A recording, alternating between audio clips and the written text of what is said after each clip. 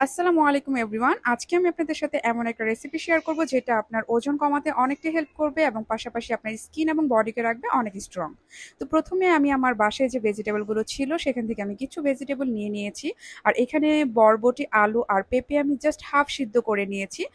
আমরা কিন্তু সবাই জানি পেঁপে আমাদের গ্যাস্ট্রিকের জন্য অনেকটাই উপকারী। তো আপনাদের হাতের কাছে যে ভেজিটেবলগুলো অ্যাভেলেবেল থাকবে সেগুলো দিয়ে কিন্তু আপনারা ইজিতে সটে ভেজিটেবলটা করে নিতে পারেন। তো আর বকবক না করে চলুন ডিরেক্ট রান্নায় চলে যাই।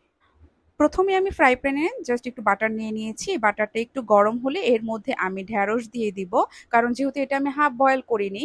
আর এখানে জাস্ট 2 থেকে 3 কোয়া রসুন অ্যাড করে দিব। এবার আমি এটা জাস্ট হালকা ফ্রাই করে নিব, খুব একটা বেশি ফ্রাই করব না। খুব বেশি ফ্রাই করলে কিন্তু এটার গুণাগুণটা নষ্ট হয়ে যাবে।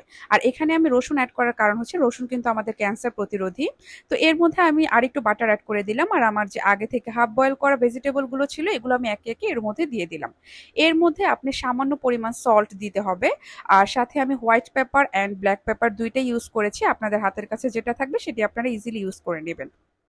তারপর জাস্ট 1 থেকে 2 মিনিট হালকা ফ্রাই করে নেব। খুব একটা বেশি ফ্রাই করলে কিন্তু সবগুলো সবজির গুণাগুণই নষ্ট হয়ে যাবে, আর খেতেও তেমন একটা টেস্ট লাগবে না। তো এই হয়ে গেল আমার সটে ভেজিটেবল। এবার আমি এটাকে জাস্ট নামিয়ে সার্ভ করে নিব। আমি এই ভেজিটেবলটা নর্মালি বিকালের দিকে খেয়ে থাকি। তো এখানে আমি জাস্ট একটা ডিম হাফ বয়েল করে নিয়েছিলাম, এটাকে অ্যাড করেছি। এই তো তৈরি হয়ে গেল আমার সটেড ভেজিটেবল। তো অবশ্যই কমেন্টের মাধ্যমে জানাবেন আজকের ভিডিওটা কেমন লেগেছে। সবাই ভালো থাকবেন, সুস্থ থাকবেন। আল্লাহ হাফিজ।